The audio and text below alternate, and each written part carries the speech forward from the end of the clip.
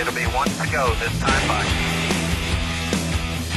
Coming to the green, buddy. Coming to the green. Let's go get him. Go, go, go. Dig, dig, dig. Go, go, go, go. Get your motor running. Head out on the highway.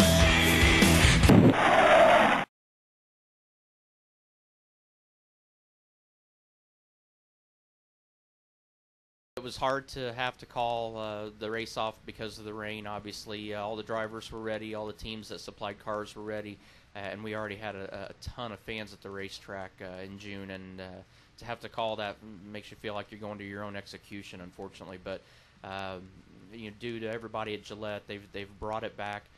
We had rescheduled the race anyway, but we didn't think that we were going to be able to do the pay-per-view side, and that's where the majority of the funds for the charities come from. So thanks to Gillette coming on board here, they have saved the Prelude side, and being able to help us support our troops and fallen and injured soldiers.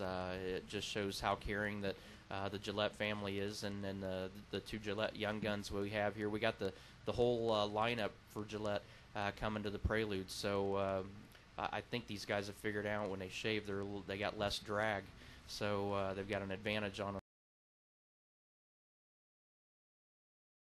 Most of them had committed the same day that we were supposed to have the race and got rained out. Most of them had already committed to coming back. There were a couple that had some schedule conflicts that they actually worked around and got us back into it. So to see how dedicated and committed everybody is, that's what makes me so proud to race with these guys every week. Is you're fierce competitors every day when we're here at the racetrack, but the one thing that you're proud of and that you learn when you come to NASCAR is that these drivers are very giving people and giving back to their communities, and they support each other's charities and causes. And to see all these guys commit that early, and the guys that had conflicts work so hard to rework their schedules to make sure that they could be there, that has been very humbling to me and very appreciative. This is NASCAR Newscast Weekend Preview Edition. The NASCAR Sprint Cup Series returns to Pocono Raceway on Sunday for the Sunoco Red Cross Pennsylvania 500. The series competed at the 2.5-mile triangular track in early June, and Kurt Busch says that doesn't necessarily mean the season's second race there will be any easier.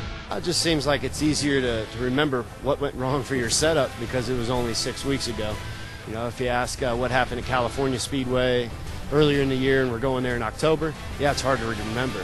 And so things are more vibrant. You're up to speed quicker on what you changed and what you worked on.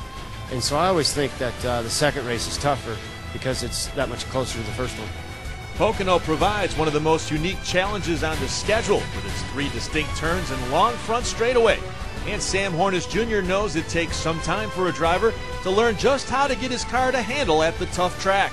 It's got 3 different corners, but until you get there and you realize how different the corners are, not only because of the radius of them, but the amount of banking. It's a difficult transition, but we went there last year, the first race, ran terrible, ran in the in the 15th to 20th in the second race before the fuel run at the end where everybody kind of stretched it and we had to stop.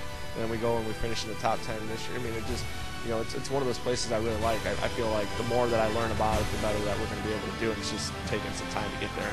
Series point leader Tony Stewart won the June visit to Pocono, and he'll shoot for his 3rd overall win of the season on Sunday afternoon.